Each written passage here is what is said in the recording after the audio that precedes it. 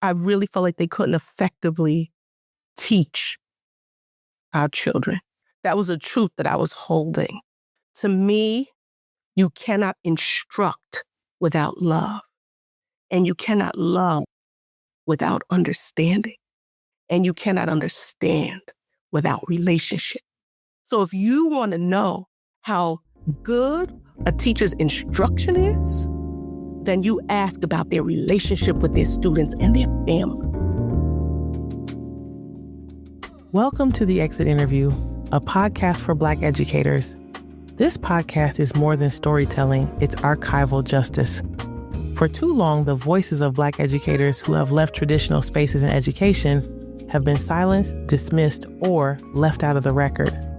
Here, we reclaim that narrative. Every interview is a living archive capturing the wisdom, resilience, and truth of Black educators who have shaped classrooms, communities, and generations. Together, we name the challenges: racial battle fatigue, systemic inequities, the weight of caring too much, but we also honor the brilliance and joy that Black educators bring, the creativity, the innovation, the care, and the deep legacy of resilience. Each episode is both a testimony and an offering, an act of preservation for those who came before, and a guide for those still walking this path today. By listening, you are helping to ensure that these stories are not lost, but held, celebrated, and passed forward.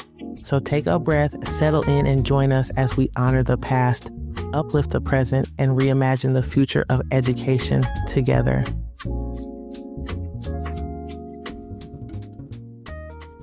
All right, folks, welcome back to the Exit Interview, a podcast for Black educators with me, your host, Dr. Asia. We're in season 6, and the great guests keep on coming in. So I am really excited. This interview is very special because Kai's going to tell you a little bit about herself, but Kai is like a support person. Remind me her name? Clarissa. Clarissa reached out and said, I think that her story is great. And she was just like so adamant. So this is like, first of all, shout out to her to getting us together, but I'm really excited about your story. We had a chance to chat it up, and I felt like we could have had the interview right there when we were in our last session together. But folks, welcome to the show, Kai Hamer. Welcome. Tell us a little about yourself. So glad you're here. Good to be with everybody. Dr. Asia Lyons. I have to just say your name out loud, invoke your love that's behind your name. My name is Kayema Hamer, and I go by Kai for short. And shout out to my team member, Clarissa Donnelly DeRoven. I love her so much, and I'm grateful to her for connecting us together. I am a proud Black woman, first and foremost. I'm a mother. I'm a stepmom. I'm leaning in deep to my stepmomness, to the value of what that is to be a stepmother. So I'm standing in that. Shout out to my stepdaughter, Amber, my biological son, Andre, if I don't shout him out. And I have another stepson, Jelani. I'm just like a little piece of myself that I hold on to. And another part that I'm holding on to right now is I'm a cat lover. And I have to shut the door because my cat will try to bust in here. His name is Lamar. That's the name that he came with when I adopted him. His name was already Lamar. He was a rescue. And yes, he is a Black cat. Did you know that Black cats are the least adopted? And I thought was only associated with the idea that Black cats are bad or evil. But guess what? Black dogs are the last adopted. So when I went to try to find a pet, I seeked out Black cats. And I got Lamar. They said, you want to change his name? I said, no. Lamar sounds culturally relevant. Sounds like a culturally relevant name. And so I have Lamar. That's just a couple of anecdotes about me outside of like the educator realm. Thank you. Thank you for sharing. Lamar definitely is giving a Black man's name who was raised in the 70s and 80s. Yeah, I love that. And I did know about the cat. I did know about the Black cat, but not the Black dog. So interesting. Spitting all the facts straight off the bat. So welcome to the show. And first things first, Kai, tell us, how did you know that education was for you? I know some people talk about that they want to be educators in 3rd grade, or they found out through Teach for America. But what was your journey into education? How did you know it aligned with you? Good question. I'm not sure that I knew that education was for me. what I was certain of was that I loved children. That was first and foremost. I love children for their curiosity, for their openness, for their honesty, because children keep it real, and the way their face lights up when you teach them something new. So that's what I was drawn to. I became a teacher through an alternative pathway. I did not go to school or undergraduate school saying that I'm going to get a BA in education. I started out pretty early on being camp counselors, working in after school programs. That's what came first for me. If I speak my truth, I'm from New York City, I'm from the Bronx. I came of age, I'll say, in the 90s. I wanted to be a rapper. That's legitimately what I was trying to do. And I was good at it. If I must so myself, like I always wrote poetry. I was a writer. And growing up in New York City, I wanted to rap and I was doing open mics and I was really good. And so the backside of that is you have to work. And so I always worked for after school programs for day camp with children while I was also pursuing a career in rap music. Directly after high school, I went to college. I was in college, working part-time, and also going to open mics and trying to get a record contract, doing all of those things at once. One notable experience that I remember, I was working at an after-school program that was based in a shelter for families, a homeless shelter for families in the South Bronx. And my title was actually teacher. It was in what they called the Brownstone School, which a brownstone is a kind of building. And it was like a sliver on the side and it had 2 floors. And that was their after school program. That was their recreational center that they had for the children there. And that's where I worked. And, I love kids. The children gravitated to me. We read books a lot, did after school homework help, and coordinated all kind of activities, both after school and on the weekends. And it was my supervisor there who first planted the seed. And I might have been like 19 or 20. And she said to me, "You ever think about being a teacher?" And I was like, no, because I'm trying to be a rapper. Like that's really what it was then. So I continued sort of working with children in those capacities. At some point, okay, I didn't go up and become a rapper, right? It was like, you're going to go back to school, finish your degree. What are you going to do? But my work continued to progress more so in social services because I was working with a lot of families in shelters, several jobs. The last one in social service being a case manager in a shelter for families.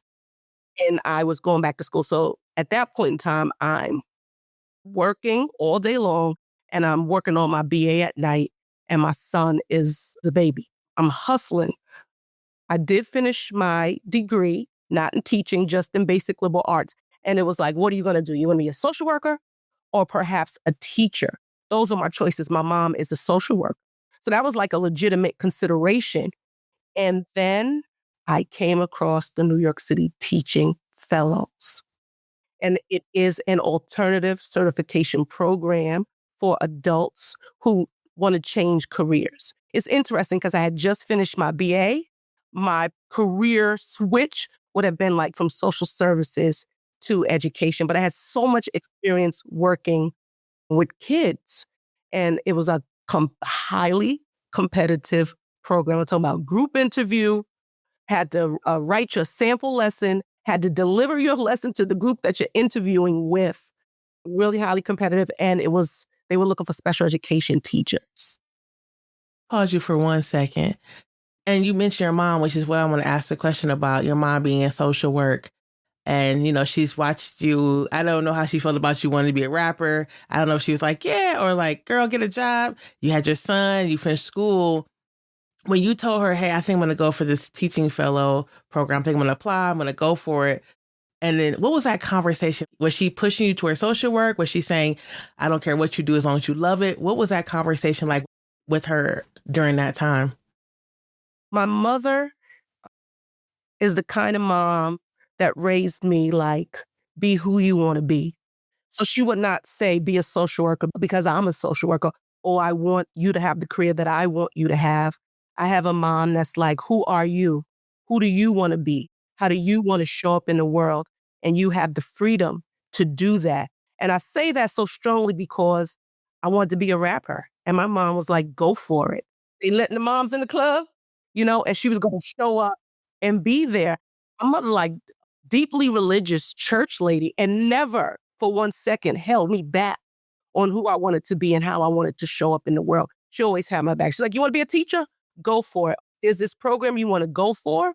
Do it. Of course you can do it. Yeah, I love that. Shout out to her.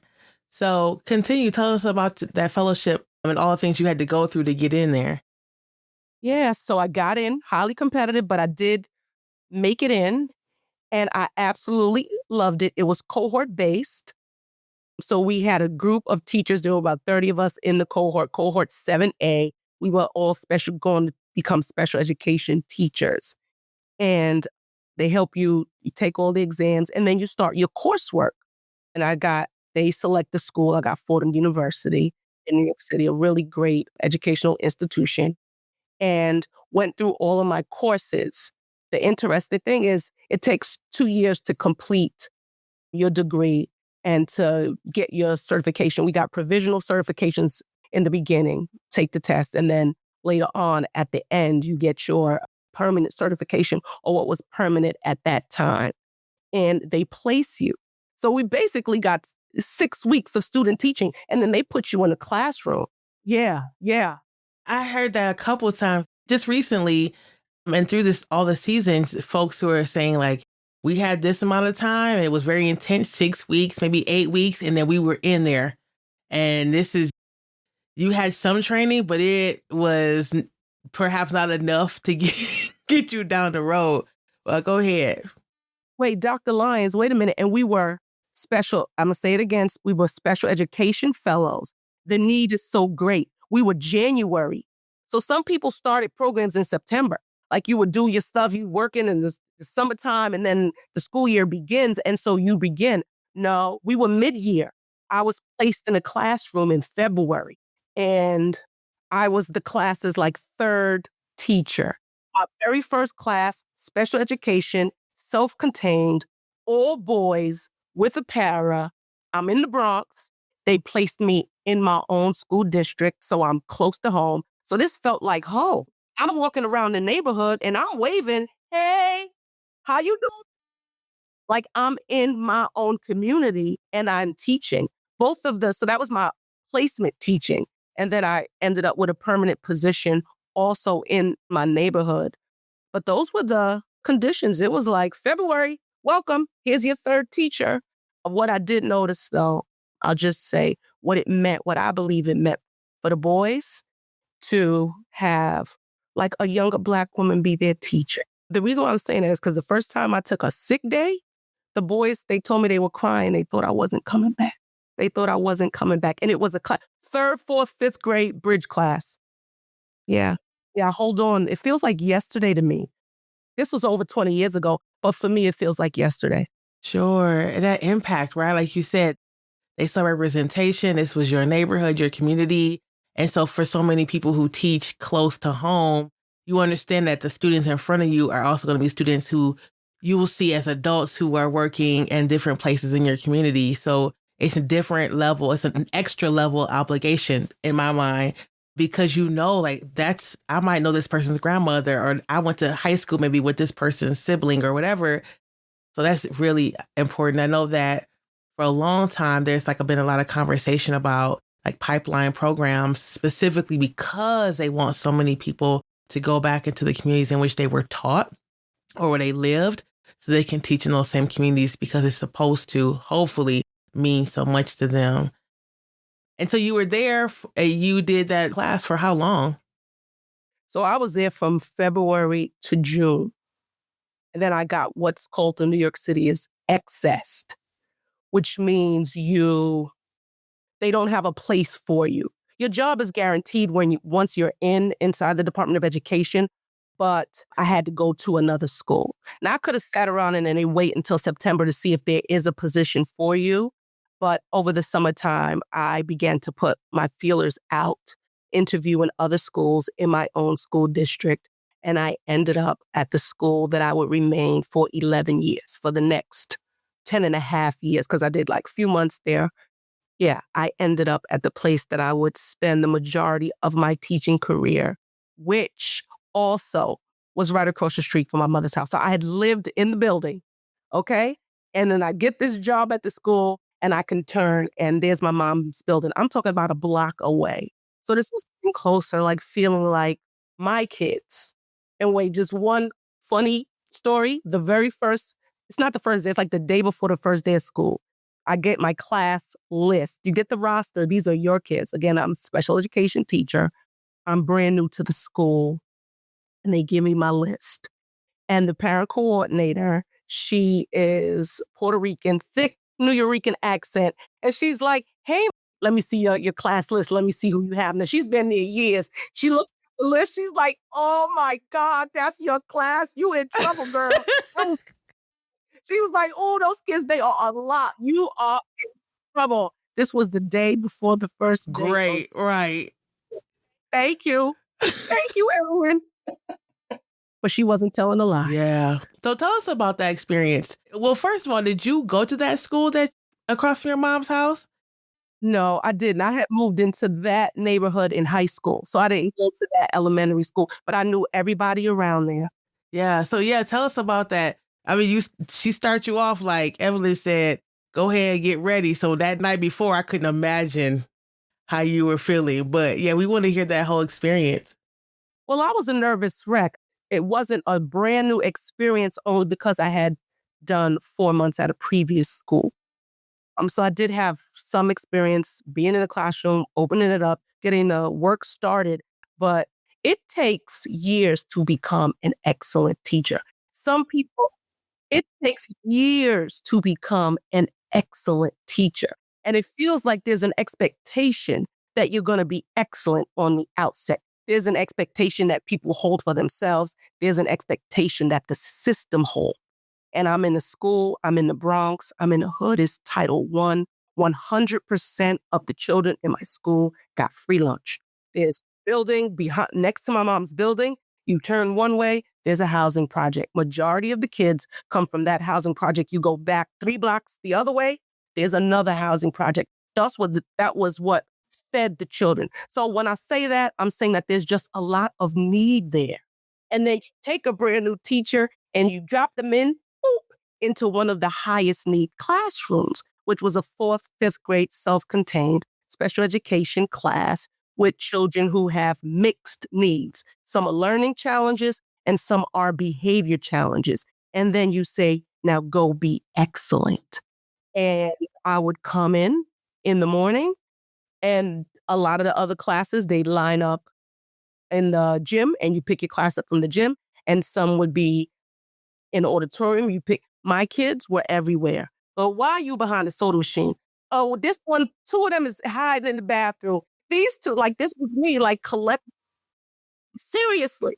You hiding over here, that's what I entered with. But I also entered with a lot of understanding of the community and the neighborhood and even more love.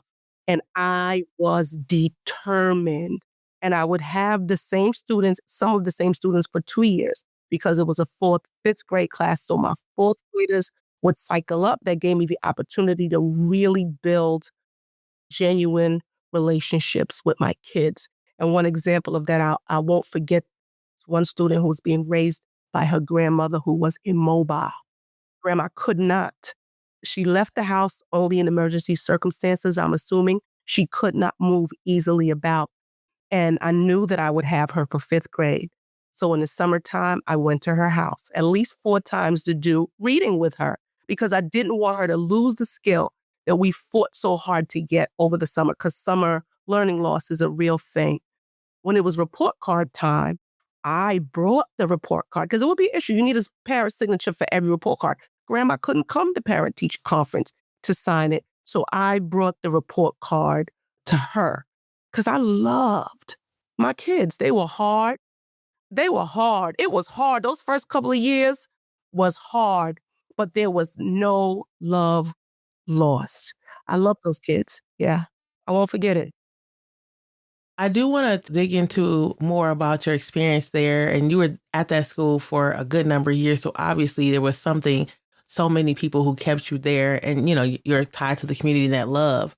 But I do want to pause for a second and ask the question of the role of your paraprofessionals, paraeducators, because I'm thinking about that first stint at the first school, and you said the para was there, and I'm thinking about the para that was in there in your classroom when you got there and showed you that list or went through the list with you, and the role of paraeducators in your time learning to be an excellent educator. What was that like? What was that relationship like with folks as you were trying to figure that out, knowing that they were established?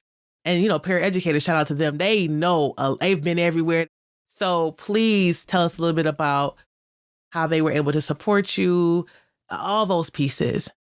If you are preaching, in New York City, we call them paraprofessionals. And if you are preaching a sermon on the power of paraprofessionals, I'm in the back, I'm on the choir. I said, pass the collection plate.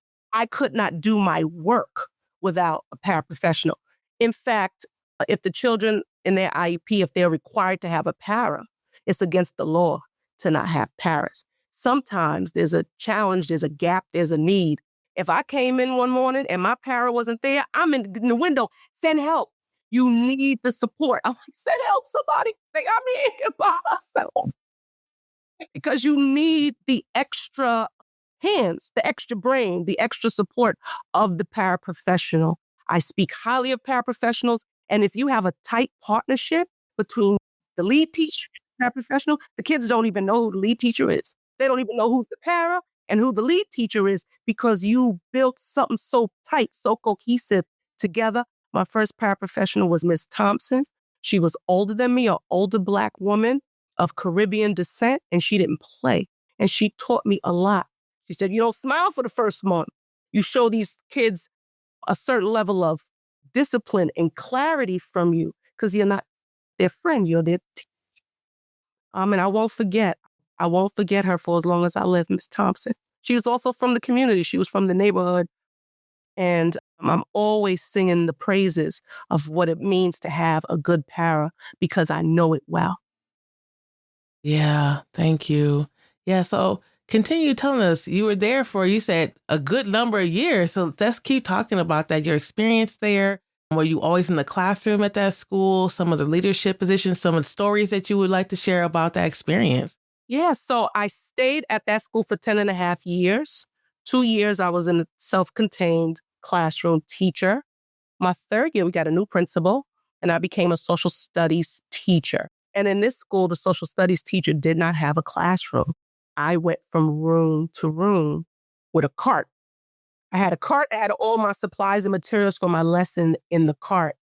And I taught all the grades over the different, I was a social studies teacher for 3 years. I taught all of the grades from kindergarten up to 5th grade in different variations of the years.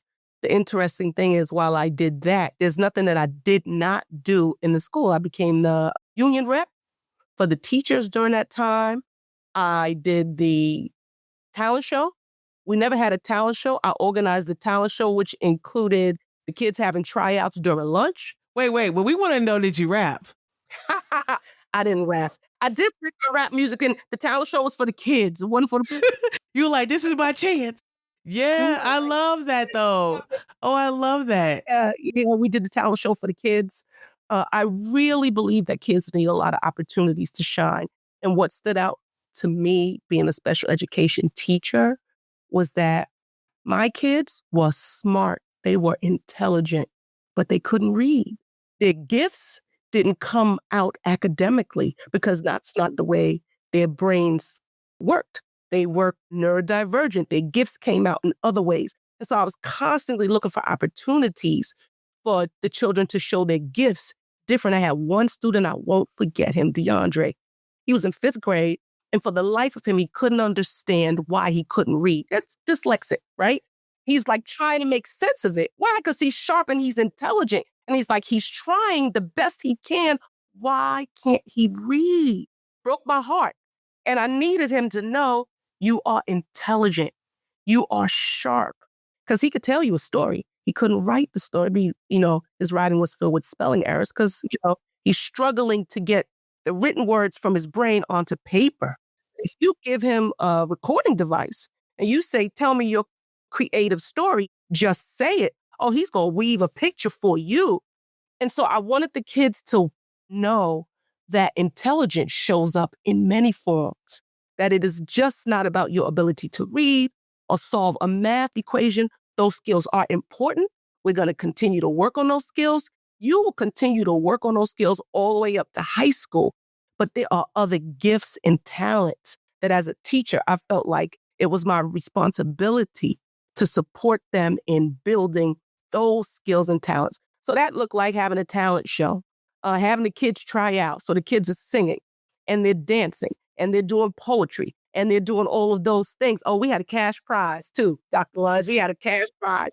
We charged tickets. Tickets were like $2 or $3. And then we used those dollars to actually give the kids cash prizes. That was a lot of fun. I became the IEP teacher and sat in on all the initial evaluations for students. That also felt really important. The principal who came in felt like too many children were being referred for special education, and we needed to do something about it. And there was a direct link between particularly the boys who were referred to special education and the boys who ended up in jail. Like, that's a real statistic. I mean, we know it is the school to prison pipeline, but she's connecting it to New York City. I went to a workshop, blew my mind, Rikers Island, which is notorious jail in New York City. They could make the correlation between how many of those boys were sitting in that prison and how many of them sat in special ed. And we were trying to break that. So that was an important role for me to play. After that, I did that for 3 years. And then finally, I became the dean. We had 2 deans. It was a big school. We had 900 children in the school. We were huge. In an elementary school, 900 children. And we were packed to the rafters. Now you say, how does that happen? It's because we were in a community that was going from houses to buildings. So where a single house would stand, contractors would come in, investors, tear down the single house, right, that you could rent or you could sell, and they would build a multi-unit where a single house was. So now where one family lived in a house, you might have 10 families and all zoned to the same school. And that happened over a period of years when now the school is packed. And so we had 2 deans, one for 3rd to 5th grade. I was the dean for the students from K to 2. And that ends up being really less about punitive and more about teaching behavior. Because you can't say to a 5-year-old, you know how to act. No, he don't. He's 5. He's been on the planet for 5 whole years. This is his first time in the big school, and he actually doesn't know what's expected of him in terms of behavior. He needs to be shown. She needs to be shown. And then the positive behaviors need to be reinforced in a way that is caring, in a way that is loving, because the children were so young. And so that was my charge in my final 3 years, is how to help children learn how to behave, but with love and care. Now, I wasn't the mean dean. I was the loving dean, to be able to show the kids what the expectations of behavior were to be. But we had a whole school-wide system. We developed that over years. And in that way, was really able to change our school for the better. Thank you for sharing that. As you were talking, I'm also thinking about the demographic shifts. You talked about 1 family to 10 families, right? And so then I'm thinking about, you said packed to the rafters, 900 students. In your school, what was the turnaround for teachers? Did you have folks like yourself that say 10 years or more? Or did you have people kind of coming in and out? Were there like a good number of Black educators there? What was that like? Yeah, say more about the turnaround. What do you mean Well, I by just mean like people leaving and coming and going. Teachers, 2 Okay, years. Yes. Sorry, turnover. Yes, turnover. We had a lot of stable teachers who stuck around for a while. The school was about 70% African American or Black. I'll just say Black because we had a lot of Caribbean families and then a lot of West African families and then Black American families. And then we were 30% Latino or Latinx. And that was a mix too. Puerto Rican, DR, Mexico, mainly, some from South America. So that was the demographic of the families there, of the students there. And the teachers were, I'm going to say 60-40, maybe 60%. We had a good amount of Black educators, not as many Latinx educators. We had a good amount, and we had a good amount from the community. We had a good amount from the community, but still majority white teachers. And for my time there, my principal was a white woman. And we had a Black AP and 2 white AP. So that just gives you like the racial demographics that were playing out. My principal was pretty good at that time. She was really strict, but she was clear about what she wanted and how she wanted the school to be and her expectations. She had high expectations for the educators. She could be pretty tough. And I'm give you that context so that you can understand why there was some turnover, but not total turnover. Some people really enjoy is not the right word. They can function with a tough leader, and some people can't. I was the union rep, so saw some teachers really struggle with having a principal who wasn't always nice, is the best way to say it. Yeah, I was there for 11 years. It was really impactful on me, my experience there. And at some point, I knew that I wouldn't be there forever. Before we talk about this, like, the exit from that school, did you have an opportunity to be mentored by someone or mentor someone while you're even if it was a different school, did you have the opportunity to be mentored or mentor? Short answer is no. There aren't enough supports for new teachers. You are expected to jump off a tree and flap your wings and hope that you can keep yourself afloat. If you want help, you could ask for help. There were a lot of older teachers there who could give unsolicited guidance. There was nobody assigned to me. You have to go and search out your own answers. It's like, so when you say like a mentor, I was not in a system of mentorship. I'm saying system, which means like somebody assigns you. It's purposeful. This is your mentor. You're a new teacher. You're going to have this mentor for 2 years. And this mentor is going to help you and be with you, help you set up your classroom. No such thing existed. Not in the fellowship that I was in. We did our coursework together and not within, somebody's going to listen and say that's not quite fair. I remember having a male support. He's an older gentleman who worked for the DOE, and he came to help. But define help, because help is what I need. Help is not a checkbox. Help is not as I came on your prep period and we talked for 20 minutes about how you could do your library. That wasn't the help that I needed. And so I say that because programs will say we assist, but who's determining the value of that assistance, the worthiness of that assistance? If it's not coming from the teachers, it's coming from the system. We said help, check the box. Then that's not good enough. Thank you for saying that. I'm hearing that more and more, that people did not receive an official mentor. And if they did get assigned someone, they came every once in a while and it wasn't what they needed, especially in those early years when so many of us are just floundering, really trying hard. And the older teachers are like, should we ask them? I don't want them to judge me, but they know all the things. But then, and so it's really tough. So thank you for answering that question for me.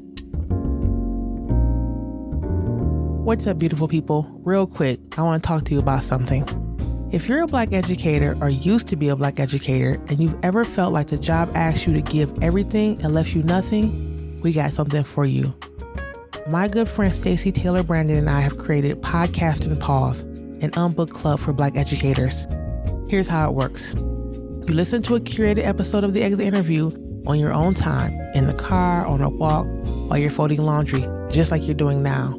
Then we come back together on Zoom for a real conversation about what you heard, what it brought up, and what it means to be well as a Black educator in the classroom, outside the classroom, and beyond. This isn't a training. This isn't a to-do list. It's a soft place to land, a space to reflect, to breathe, to laugh a little, and remember, you're not alone. So if you've been needing community that gets it, come pause with us. Check the show notes for more information. Follow me on Instagram, and we'll see you there. All right, peace. And so then the question is, now you 10 and a half years, what was that time where you knew it was time to start thinking about transitioning and doing something else? It was, I don't have another way to describe it except a restlessness in my spirit.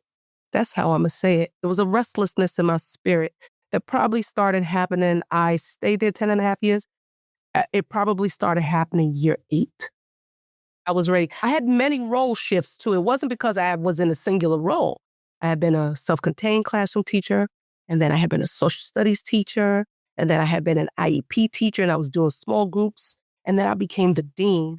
So I was receiving more progressively challenging roles, and I think that was because I was good at what I was doing, and I was good at building relationships with the other teachers and fostering connection among everyone. I did the retirement party for a number of years. I'm the one knocking the door. We going to the retirement party. You going? You know, where's your, I got your ticket money. You going to give me half. This is me knocking on your door. Check box. You paid half. I'll come back next Friday for the other half. Like, I was really that kind of a glue. I loved my job. I was in my neighborhood with my babies doing hard work. That doesn't mean sometimes I didn't go home and be exhausted. That doesn't mean I was on the 4th floor and I didn't want to scale down the side of the building with my pocketbook and get out of there. Because some days you've had enough. But generally and genuinely, I loved my job and I loved those kids. I take anything off a 5-year-old. I take anything off the 7-year-old. Now, you're 37, there's an expectation of how you're supposed to show up for work that's different for a 7-year-old. And so I began to feel restless, like I wanted to do more. Honestly, I was like, this can't be it. This is it. This is it. This is what I'm supposed to do for the next 25 years. I knew that there was more that I wanted to do to affect change in a different way. And I had to look back at the year. It was the year that Mike Brown was murdered. And there was a lot of talk. I think it was after Trayvon Martin. I share them in the Black community largely. There's a lot of Black teachers, although not the majority. I witnessed the split. There was a split between when all of this beginning of the upheaval started to happen in police brutality and teachers' attitudes around the children. Let me be more specific. It was during that time, and I put a post on Facebook about Mike Brown. I can't tell you the specifics of it now. I don't remember. But some of my colleagues who are white women, they didn't like it. They were uncomfortable with it. And they didn't, instead of coming to me to say, what's this post? Tell me more. They went directly to my principal. And they said, Hamer put this post on and we're not comfortable. It was a group of women that I found out they carpool together. They all drive together. And my principal pulled me to the side and she shared it with me and she paid it no mind. She didn't get upset with me. I was not reprimanded. She was letting me know what happened. And that crushed me. And the reason why I felt crushed was because these were women who I believed I was in relationship with. And so come directly to me. Y'all have your own conversation about what Hamer put, about this very sensitive issue that's happening in the media and happening all around. And I felt like, I really felt like they couldn't effectively teach our children. That was a truth that I was holding. To me, you cannot instruct without love.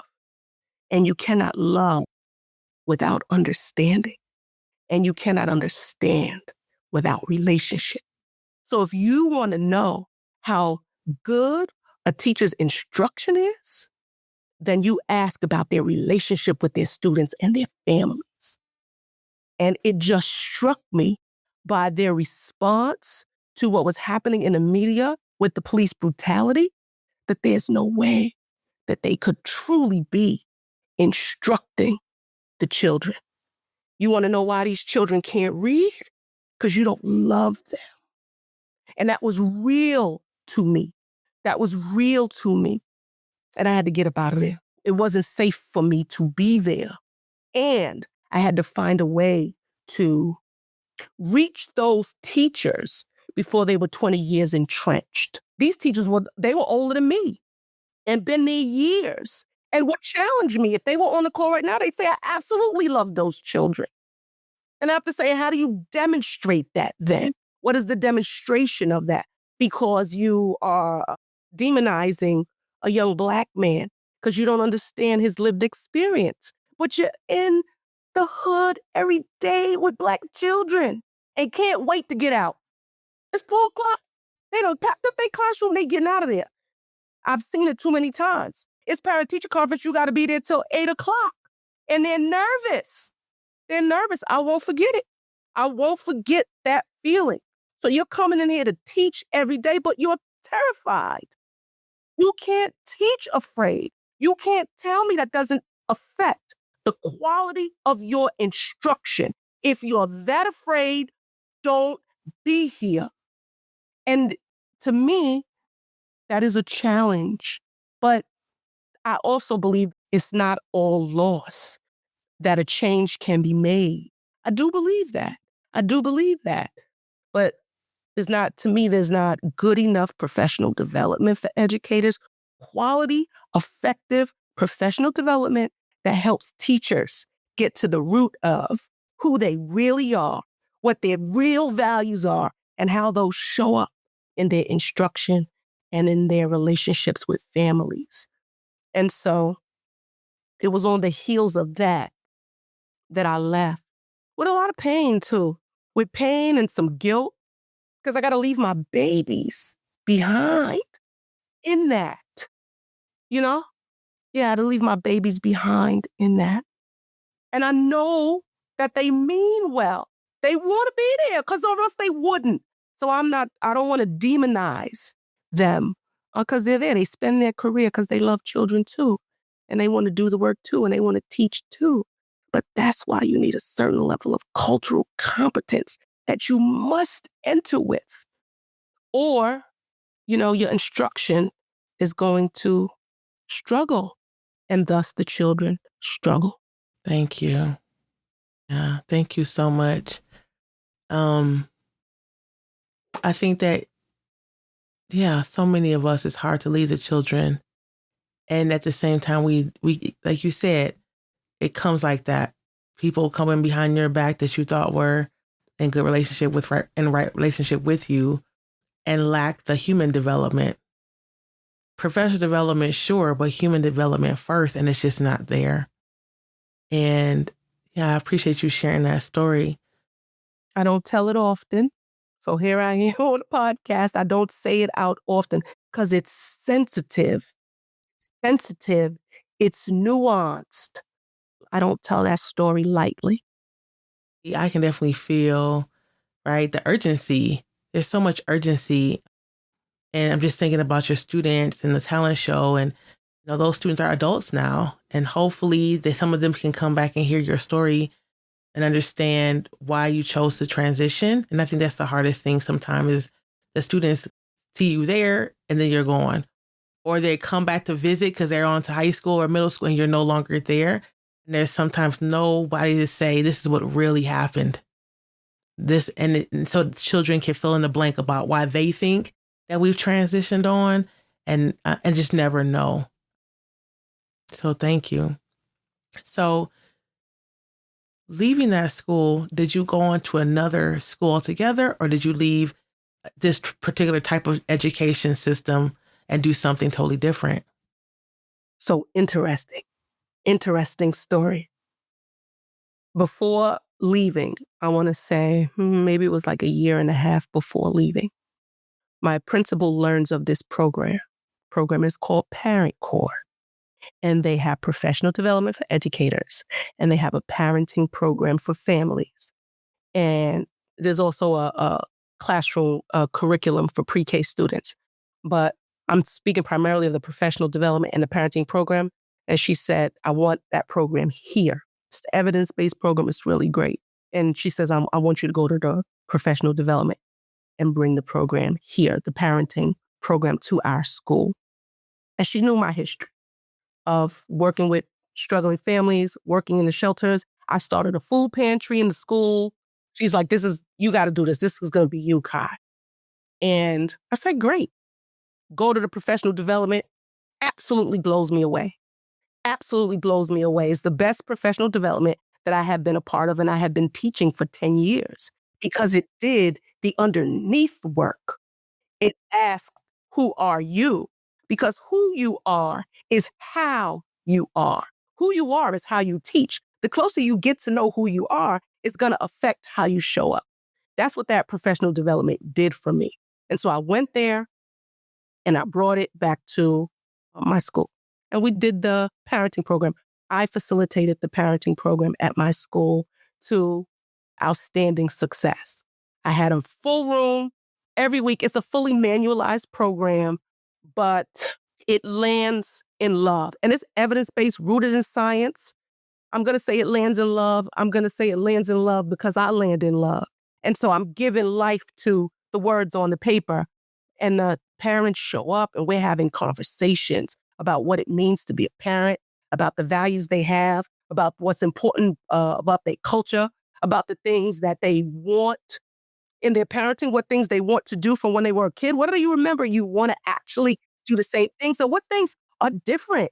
What are some memories you have from your childhood that you don't like about your own parenting? And how do you want to be different in sharing the science of early childhood with parents? It was packed. I mean, I used to call everybody every week. You come in, Miss Johnson? We had fun. And we was in the evening time so parents could come after work. We served dinner.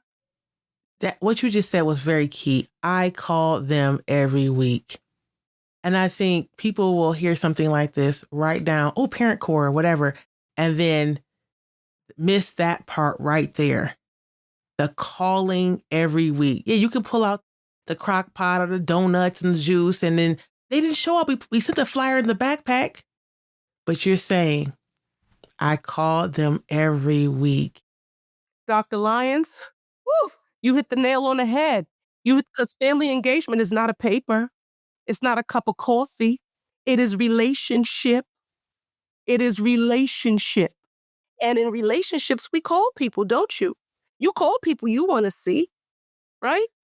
The same characteristics that we show up in our regular relationships that are good, that work, we have to show up when we build in relationships with families. So I called them every week and I reminded them that I enjoyed you being there, that we learned a lot, and that I can't wait for you to come next week. And it was real because they came and we actually have fun. We would be laughing and joking and doing the curriculum, but it was about their connection to the facilitator.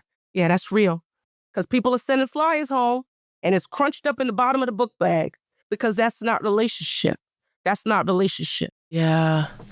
So continue, tell us about that programming and its impact on you. It sounds like it was phenomenal for the families, but you as well. It had an impact on me and it would be my exit. That program would be my exit.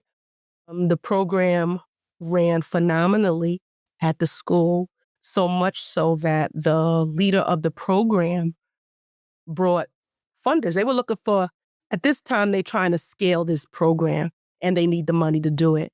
And they needed to bring a funder to witness the program, and they brought them to my program. They talked to the families about the program and they talked to me about the program, and they got a lot of funding. I want to say millions of dollars in funding to grow the program.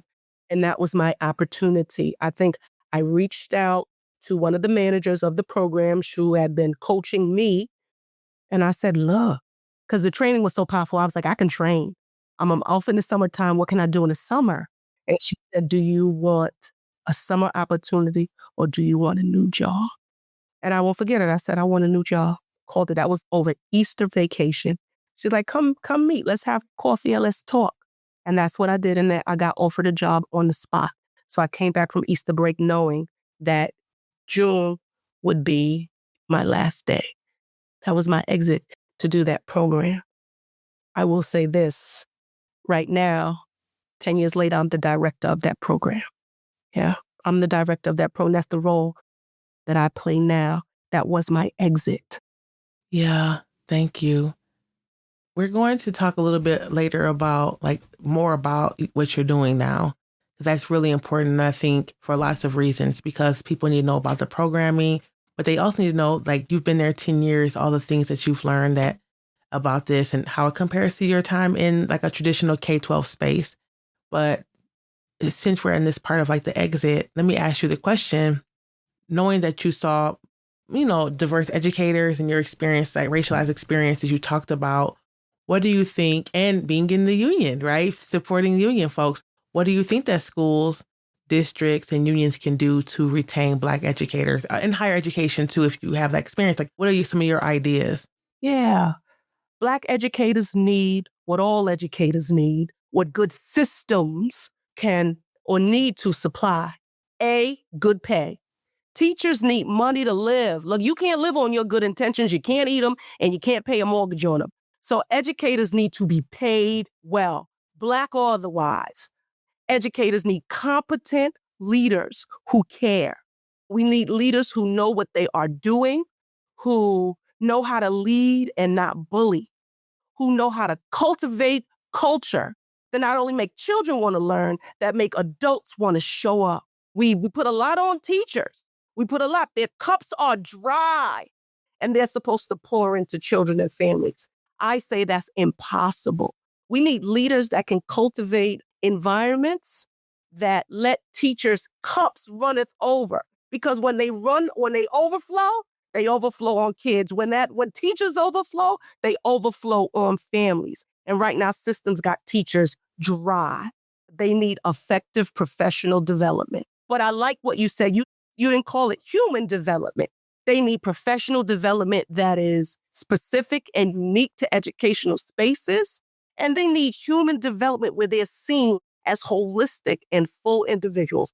People try to carve themselves up, Dr. Lyons, and you think this is home me and this is work me. And I'm going to be this way at home. As soon as I get off work, I turn into home me. And that can't be further from the truth. We are whole people and we need a support that feeds the wholeness of who we are. We cannot carve. People try it. You're trying to compartmentalize, but actually you can't hide from yourself. Everywhere you go, there you are. So there's no slicing and dicing. And people need community. Educators need community that is rooted in trust and truth. And that's what I felt like I was missing. I thought I had community rooted in trust and truth. And in actuality, I did not. I worked for New York City. I felt like the other things I had a lot of. I never balked about my salary. If I go way back, I remember when I was working at one of the small nonprofits as a case manager. The minute I became a teacher, my salary doubled. So it wasn't a challenge for me in New York City. I had professional development opportunities and I learned a lot. But what was missing for me was community rooted in truth and trust. I didn't have that. And I needed that. That would have helped me stay. That would have sustained me to stay. And those are the things I wish for Black educators. Those are the things I wish for all educators. Yeah, thank you so much. Yeah, you're right on. Of course, you're right on. Yeah.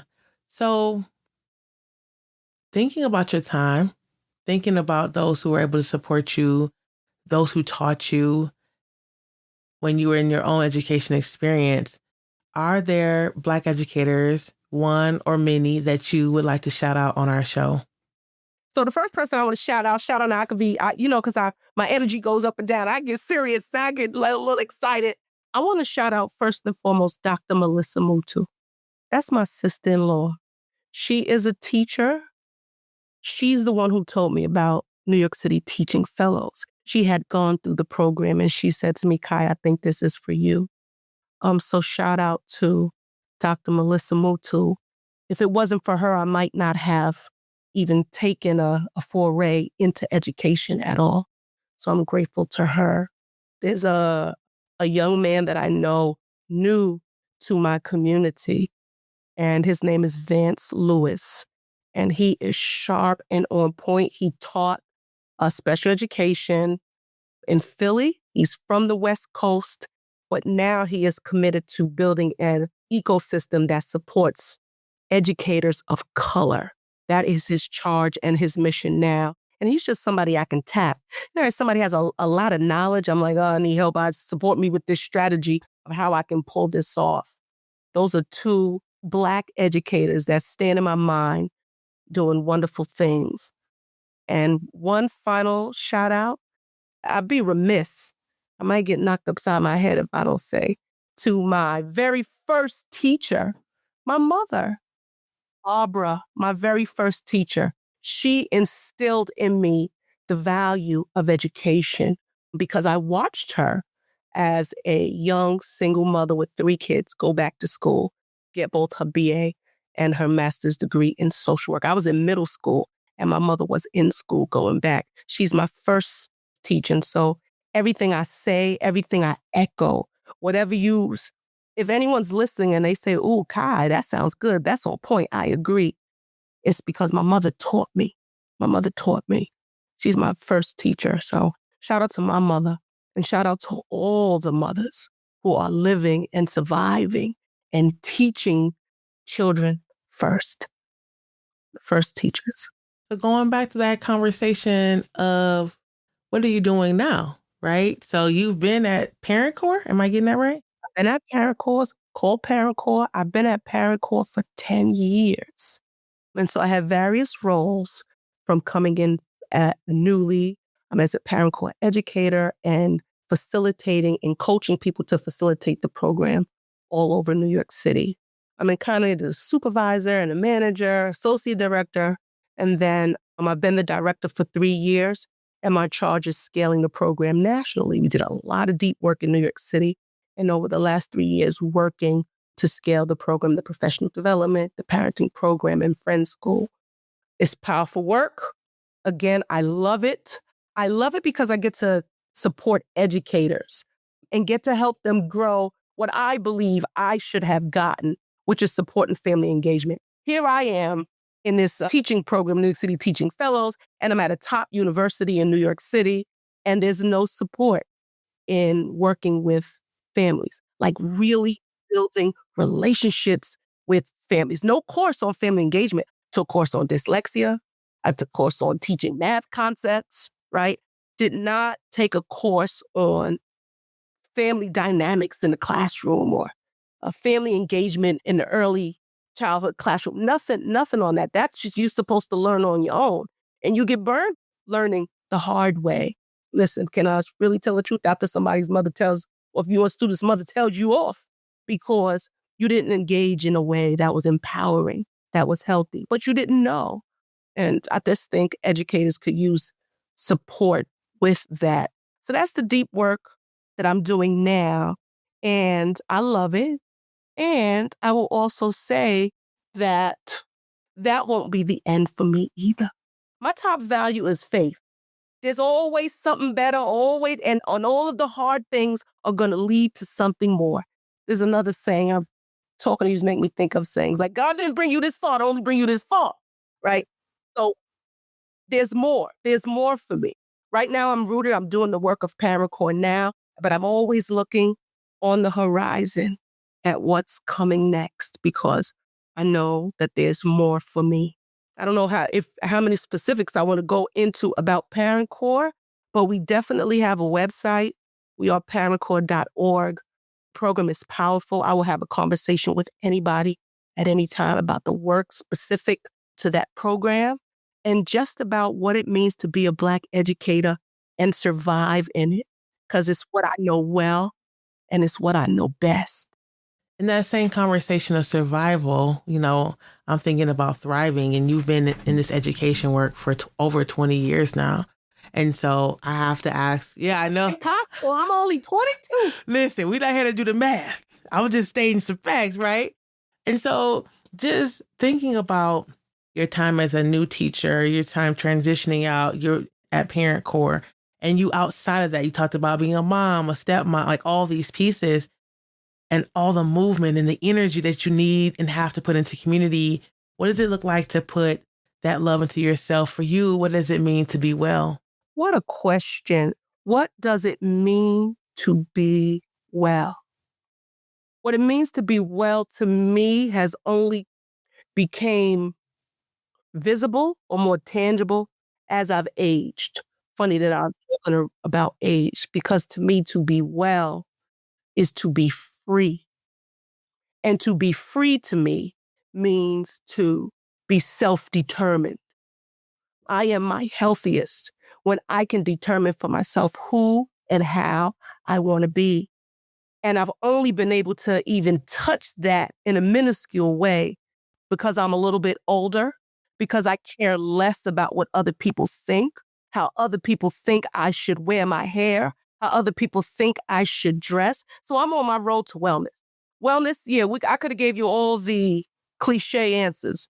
Drink your water, get good sleep, eat healthy food, and mind your business. And let me tell you something, that's gonna take you real far. But when you can determine for yourself, when you feel good determining for yourself who you want to be, how you want to be, the job you want to have or not have. Like when you can really be self-determined, we have the room, the space. Because sometimes I think people think that they are determining for themselves, but there's so many choices. I draw circles outside that sort of like force us to make choices. So when I'm saying free, I mean like having the financial freedom to do what you want. And so some of it's wrapped up in money, because some of it, that's the truth. Like I want to be at a place where I don't have to work unless I want to. I didn't get there yet. I didn't get there yet. So that's why I say I'm on my road to wellness, because for me, being fully well means to be fully self-determined. And it takes courage.